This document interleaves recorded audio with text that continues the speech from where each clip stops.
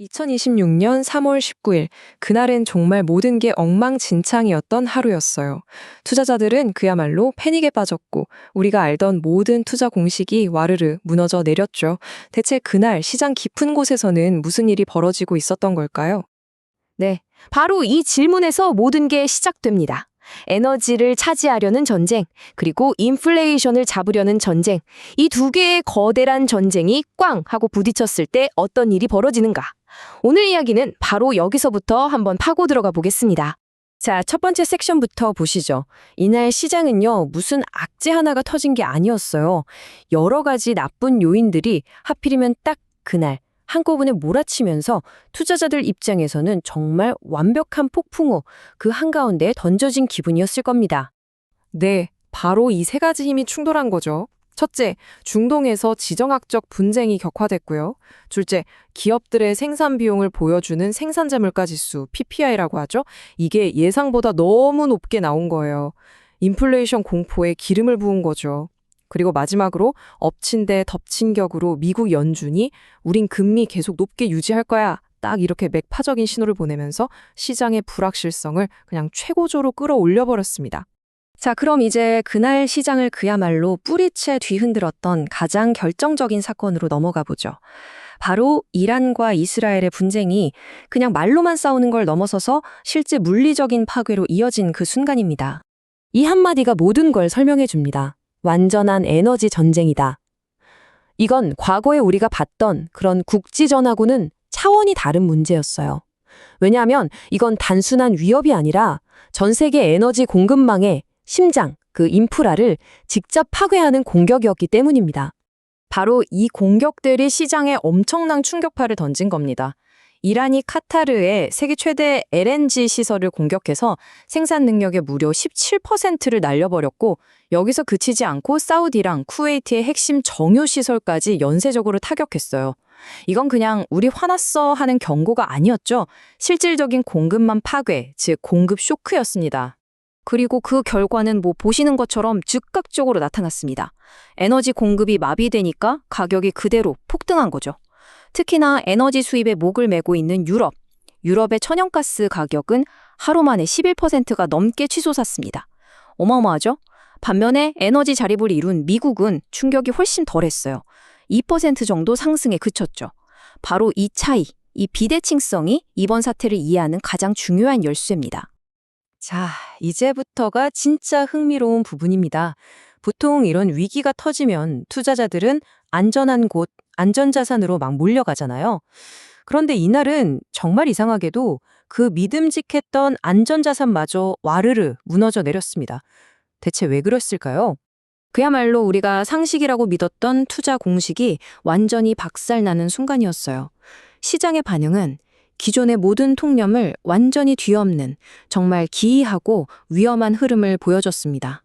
보세요. 가장 대표적인 안전자산인 금이 이렇게나 폭락했습니다. 하루 만에 마이너스 4.99%, 거의 5%가 빠진 겁니다. 아니, 전쟁이 터졌는데 금값이 떨어진다? 이게 말이 되나요? 정말 충격적인 숫자죠. 은은 상황이 더 심각했습니다. 금보다 더 크게 6% 이상 곤두박질 쳤죠. 이쯤 되니 안전자산에 대한 믿음 자체가 뿌리째 흔들리기 시작한 겁니다. 심지어 디지털 금이라고 불리면서 새로운 안전자산으로 주목받던 비트코인도 속수무책이었어요. 7만 달러라는 아주 중요한 심리적 지지선마저 무너지면서 투자자들의 혼란은 그야말로 극에 달했습니다. 자, 그럼 이제 이 미스터리를 한번 풀어보죠. 도대체 왜 이른바 안전자산이라는 것들이 이런 글로벌 위기 상황에서 폭락했을까요? 그 이유는 지정학적 위기라는 공포보다 더 강력한 힘이 시장을 짓누르고 있었기 때문입니다. 네, 정답은 바로 여기 있었습니다. 범인은 바로 미국 연준이었어요. 연준이 인플레이션을 잡겠다고 고금리 장기화라는 초강력 카드를 꺼내드니까 시장의 계산법이 완전히 달라져 버린 겁니다. 한번 생각해 보세요. 이자를 한 푼도 주지 않는 금이나 은을 들고 있는 것보다 높은 이자를 꼬박꼬박 주는 다른 자산이 훨씬 매력적으로 보이게 된 거죠. 결국 투자자들한테는 저 멀리 중동의 전쟁보다 당장 내 돈에 영향을 미치는 연준의 긴축 정책이 훨씬 더 무서웠던 겁니다. 자, 이제 시야를 좀 더 넓혀볼까요?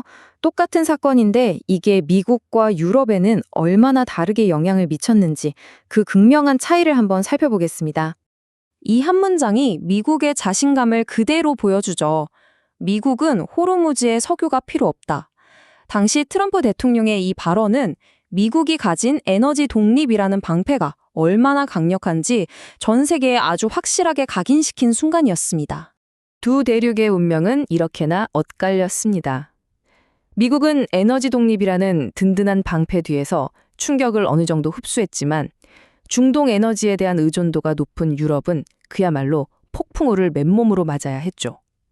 시장은 유럽 경제가 스태그플레이션, 즉 경기는 침체하는데 물가만 오르는 최악의 늪에 빠질 수 있다는 공포에 휩싸이기 시작했습니다. 숫자는 거짓말을 하지 않죠. 보세요. 미국 S&P 500 지수는 0.27% 하락, 그러니까 거의 보합 수준에서 선방했습니다. 그런데 같은 날 독일 DAX 지수는 2.82%, 유로스톡스 50 지수는 2.14%나 폭락했어요. 하락률의 앞자리 숫자 자체가 다르죠. 이것이 바로 에너지 독립이 만들어낸 너무나도 명확하고 결정적인 차이였습니다. 이제 조금 더 복잡하지만 정말 중요한 신호를 읽어볼 차례입니다. 바로 채권 시장이 우리에게 보내고 있던 아주 섬뜩한 경고 메시지입니다. 바로 수익률 곡선 평탄화라는 신호인데요. 이게 말이 좀 어렵지 사실 간단합니다. 시장이 이렇게 말하고 있는 거예요. 당장 물가 오르는 건 너무 걱정되는데 좀 멀리 내다보니까 경기가 완전히 망가질 것 같네? 바로 이겁니다. 단기 전망과 장기 전망이 서로 엇갈리는 거죠. 이 표를 보시면 바로 이해가 되실 겁니다. 단기적인 인플레이션 전망에 민감한 2년 만기 국채 수익률은 올랐어요. 당장 인플레가 무섭다는 뜻이죠. 그런데 장기적인 경제 전망을 반영하는 30년 만기 국채 수익률은 오히려 떨어졌습니다. 미래의 경기 침체가 더 무섭다는 신호죠. 자, 정리해볼까요? 시장은 지금 당장의 높은 인플레이션과 미래의 경기 침체라는 두 가지 공포를 동시에 느끼고 있었다는 겁니다. 채권 시장에 보내는 신호는 이렇게나 명확했습니다. 물가는 계속 오르는데 성장은 멈춰버리는 최악의 조합. 한마디로 스태그플레이션의 공포를 시장 가격에 본격적으로 반영하기 시작했다는 뜻입니다. 자, 오늘 살펴본 이 혼란의 하루를 한번 정리해 보겠습니다. 우리는 여기서 크게 세 가지 중요한 교훈을 얻을 수 있어요. 첫째, 단 하나의 지정학적 사건이 주식, 채권, 원자재 시장, 그러니까 모든 자산 시장을 한꺼번에 뒤흔들 수 있다는 것. 둘째, 에너지 독립이 위기 상황에서 얼마나 강력한 경제적 방패막이 되는지 눈으로 확인했죠. 그리고 마지막으로 어쩌면 가장 중요한 건데요. 중앙은행의 정책 방향이 투자자들의 공포심리, 그 본능마저도 압도해 버릴 수 있다는 사실입니다. 그래서 마지막으로 이 질문을 던져봅니다. 과연 2026년 3월 19일은 그저 역사책에 기록될 혼란스러웠던 단 하루였을까요? 아니면 에너지 전쟁과 인플레이션 전쟁이 끊임없이 충돌하는 새로운 글로벌 불안정 시대, 그 서막을 알리는 신호탄이었을까요? 이 질문을 여러분께 남기면서 오늘 이야기는 여기서 마치도록 하겠습니다.